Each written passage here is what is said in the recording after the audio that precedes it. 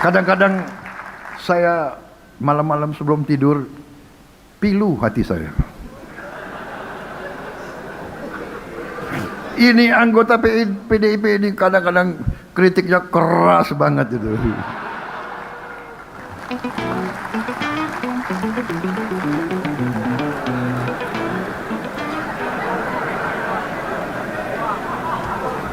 Tapi saya paham.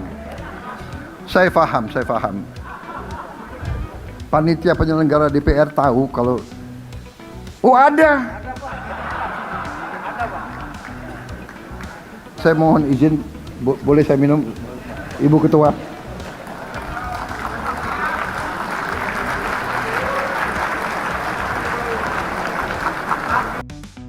Siapa sangka di tengah rapat strategis negara ada momen yang bikin satu ruangan pecah. Presiden Prabowo sempat kehilangan kopinya di mimbar. Tapi jangan salah, di balik tawa itu ada visi raksasa untuk Indonesia 2027. 20 Mei 2026 bertepatan dengan Hari Kebangkitan Nasional, Presiden Prabowo Subianto hadir langsung di rapat paripurna DPR RI ke-19.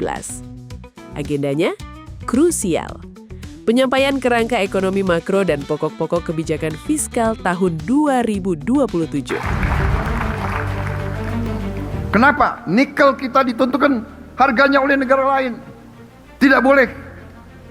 Saya instruksikan kabinet saya, rumuskan harga nikel, harga emas, harga semua tambang kita, harga semua komoditas harus ditentukan di negara kita sendiri.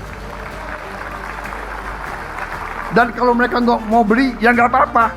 Biar aja itu di bawah tanah untuk cucu kita nanti. Daripada kita jual murah. Saudara-saudara sekalian, saya minta dukungan majelis ini. Marilah bersama-sama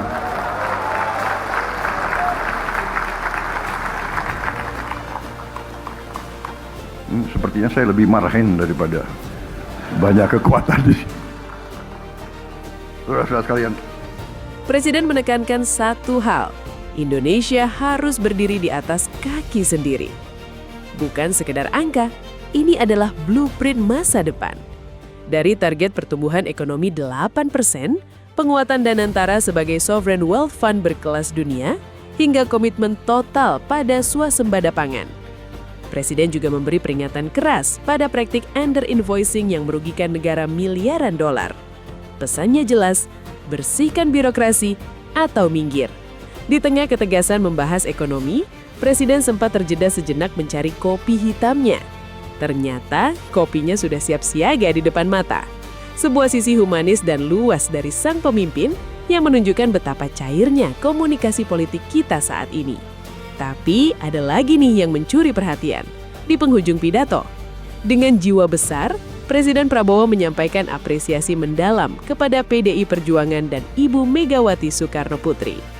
Meski berada di jalur politik yang berbeda, Presiden menegaskan bahwa gotong royong adalah kunci. Terima kasih atas pengawasan dan kritiknya, pungkas beliau. Sebuah simbol persatuan yang sangat elegan. memang tidak semua partai di sini bagian dari pemerintah. Dan saya hormati dan saya hargai itu. Demokrasi kita perlu check and balances.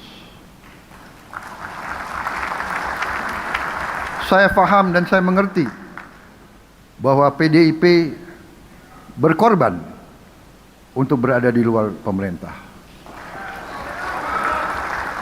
Saya mengerti itu. Sebenarnya saya ingin ucapan terima kasih kepada PDIP.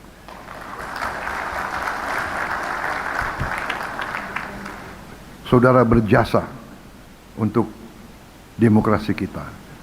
Memang maunya saya itu gotong royong.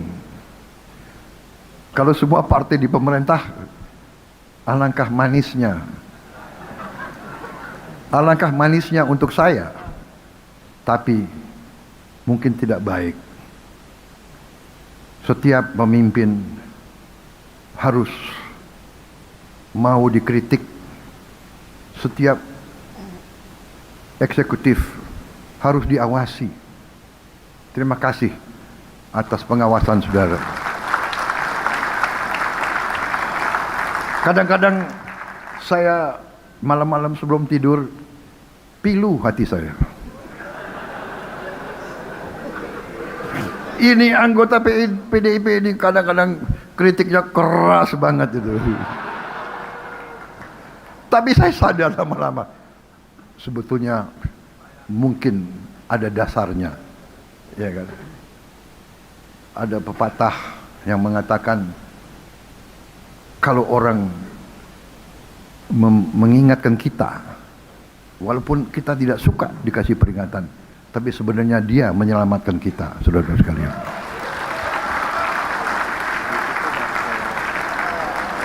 Jadi saya terima kasih, saya hormati pengorbanan kalian, ya kan? Kalau di pemerintah kan banyak fasilitas. Tapi tanya, saya selalu mengatakan menteri-menteri minta petunjuk, Pak, ini bagaimana Pak? Ada proyek, ada tender, tapi ini di belakangnya PDIP.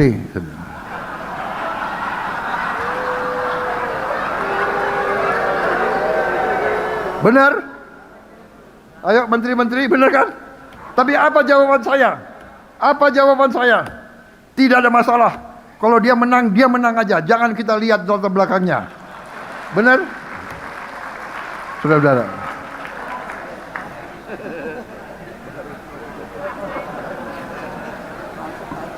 Tenang aja, karena waktu saya nggak berkuasa, Ibu Mega juga bantu saya di bidang ekonomi. Enggak, saya mau terbuka. Saya nggak berkuasa waktu itu. Alias lontang-lantung lah. Ibu Megawati Soekarno Putri intervensi mengatakan kalau memang Prabowo yang menang tender itu jangan diganggu, diteruskan. Saya sekarang mengikuti contoh beliau. Saya sekarang presiden, tidak boleh kita lihat latar belakang politik. Kalau dia benar, dia menang dengan benar, harus kita berikan. Saudara-saudara. Semoga Allah Subhanahu wa taala senantiasa memberi bimbingan dan perlindungannya kepada kita semua dalam melaksanakan tugas suci dan amanah, menjalankan amanah dari seluruh rakyat Indonesia. Amin ya rabbal alamin. Terima kasih. Wassalamualaikum warahmatullahi wabarakatuh. Salam. Indonesia 2027 bukan hanya soal proyeksi, tapi soal keberanian mengeksekusi mimpi. Bagaimana menurut kalian tentang visi Indonesia Incorporated ini? Tulis di kolom komentar ya. Jangan lupa like dan subscribe untuk update informasi strategis lainnya.